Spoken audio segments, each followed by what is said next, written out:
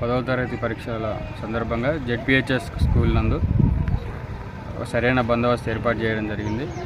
ఇన్విజిలేటర్స్తో సహా మా పోలీస్ సిబ్బంది కావచ్చు, రెవెన్యూ డిపార్ట్మెంట్ కావచ్చు, ఎవరైనా సరే మొబైల్ ఫోన్ తీసుకొని లోపలికి పోనీకి వీల్లేదు.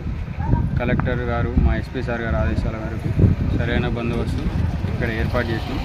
స్కూల్ చుట్టుపక్కల కూడా ఎలాంటి అవాంఛనీయ సంఘటనలు జరగకుండా గస్తీ ఇద్దరు పోలీసులను పెట్టి తిప్పుతున్నాం.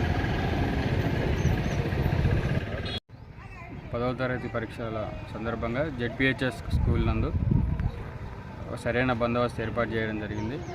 ఇన్విజిలేటర్స్తో సహా మా పోలీస్ సిబ్బంది కావచ్చు, రెవెన్యూ డిపార్ట్మెంట్ కావచ్చు, ఎవరైనా సరే మొబైల్ ఫోన్ తీసుకొని లోపలికి పోనీకి వీల్లేదు.